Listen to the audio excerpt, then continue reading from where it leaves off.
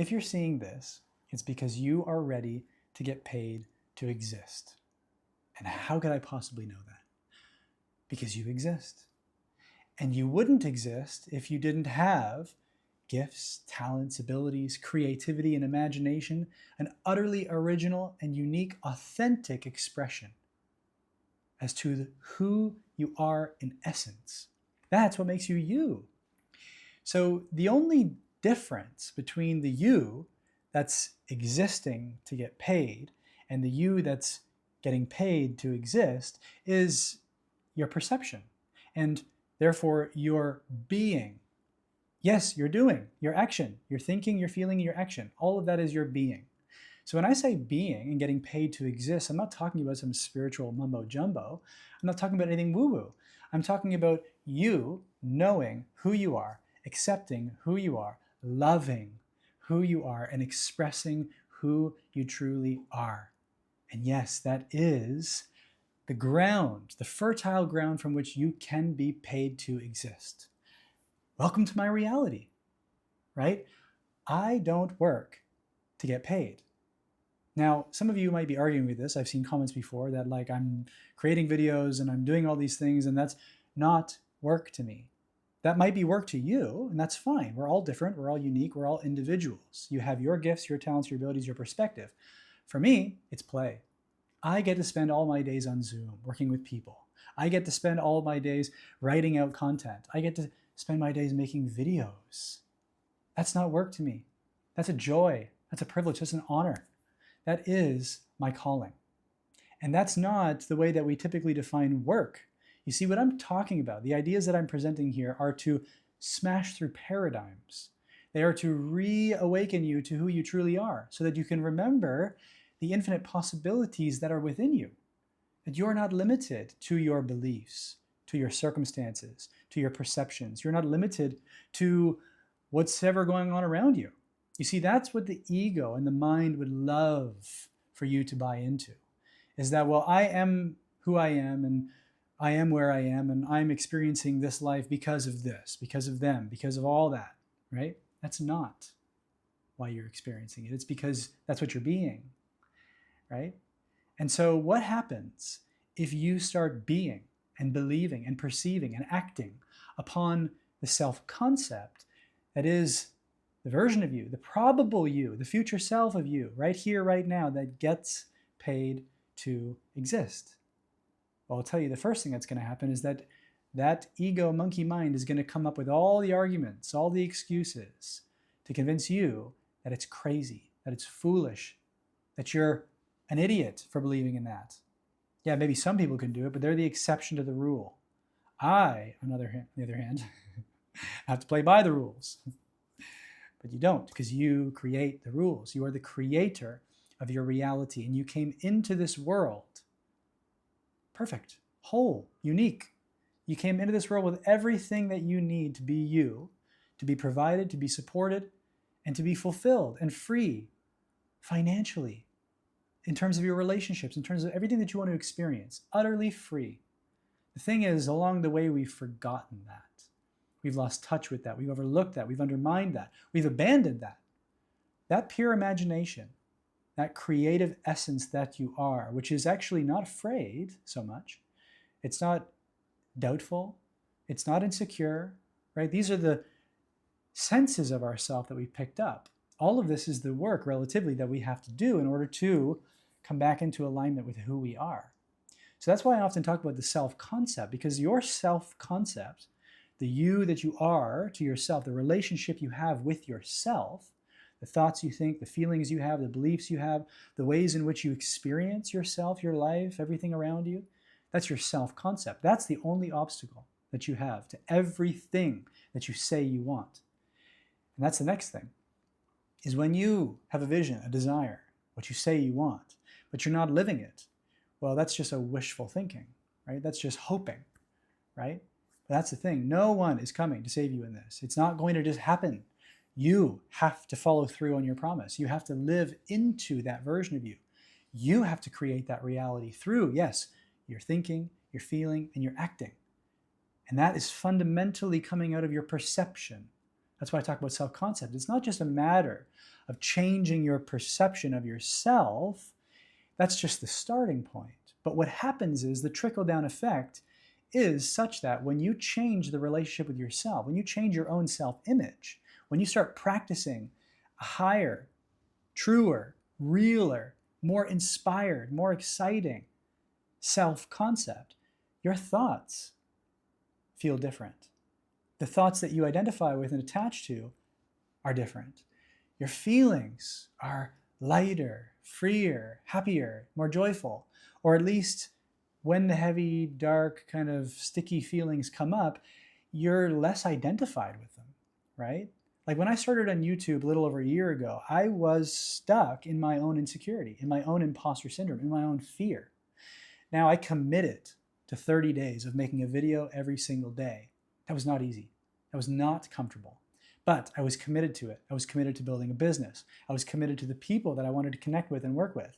I was fully committed to realizing this version of me and that reality, that every time that I was confronted with my old self, my old frequency, my old patterns and behaviors and habits of thinking, feeling, and acting, I met that part of me with compassion, with love, with reverence, with respect for its own story, its own perspective. But just because it wants to fight to stay alive doesn't mean that I have to give it my attention, right? I can feel it, I can be with it, I can allow it to be, but I don't have to become it. And in that practice of a video a day for 30 days, well, as you can see, after 30 days, I didn't give up. I kept going. But along the way, I met these deeper reservoirs, these different shadows within me, all coming to the surface, releasing the ties to my old familiar paradigm. And what happened is that I started to believe more in this self-concept. I'd already formed this image, but everything within me, within my ego, within my mind, that was arguing against that, trying to convince me that I'm not that, trying to get me to buy back into the lack, the limitation, the linearity, the difficulty, right? The lack of deservability, the unworthiness.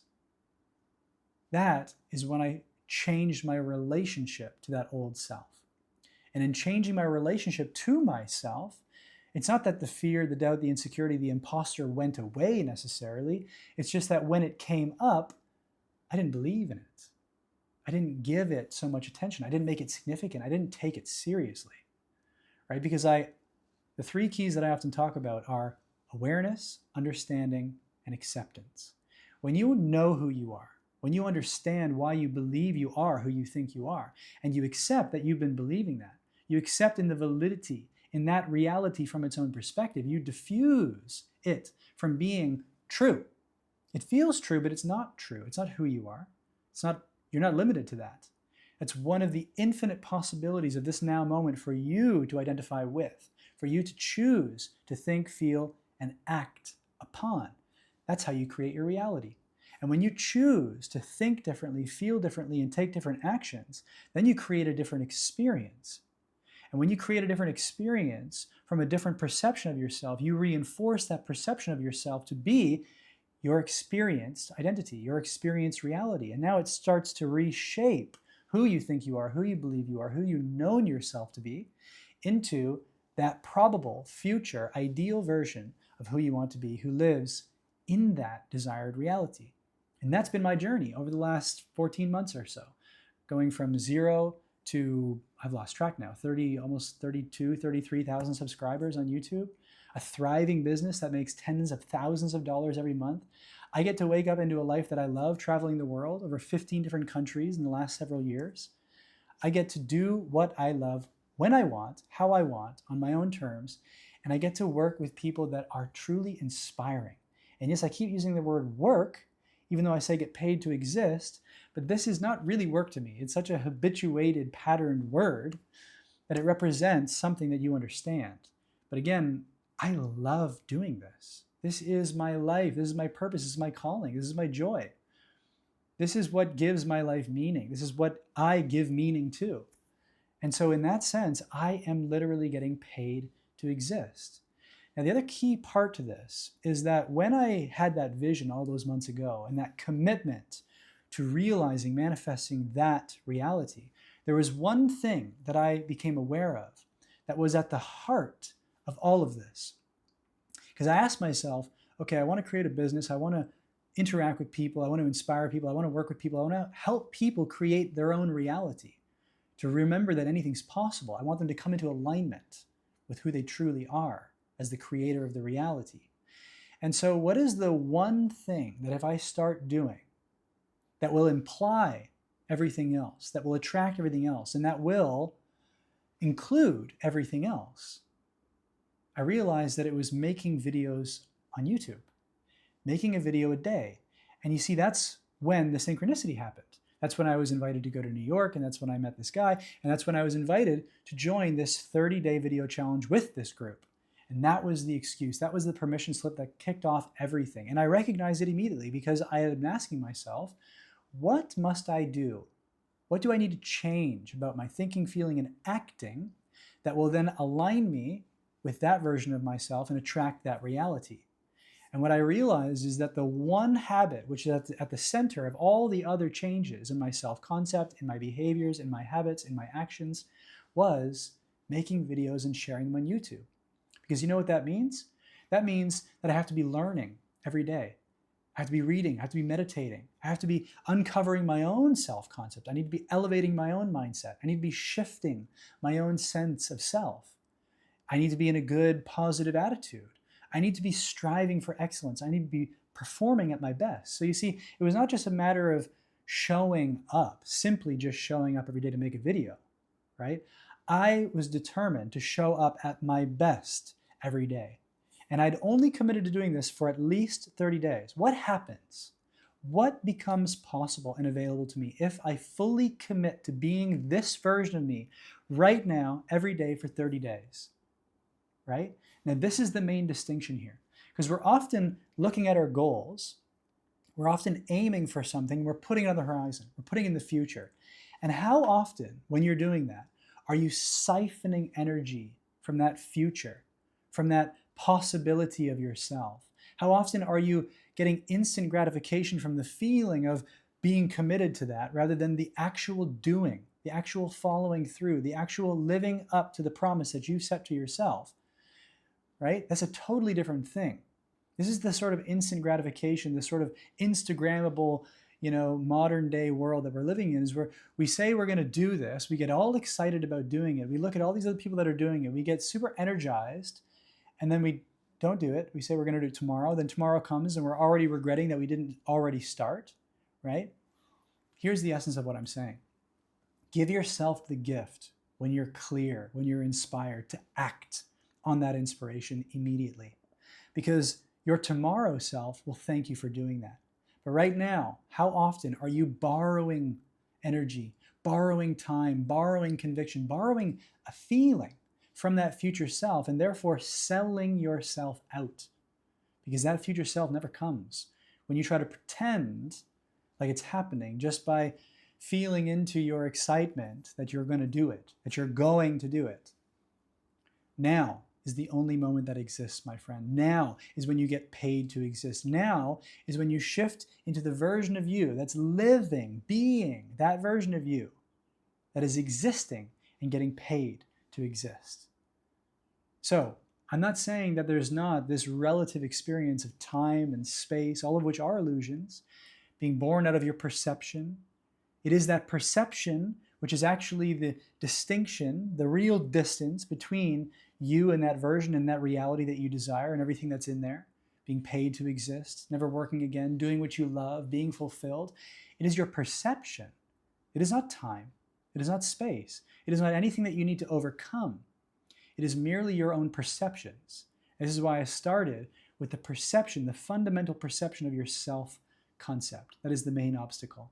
And that is merely a perception. It is your identity.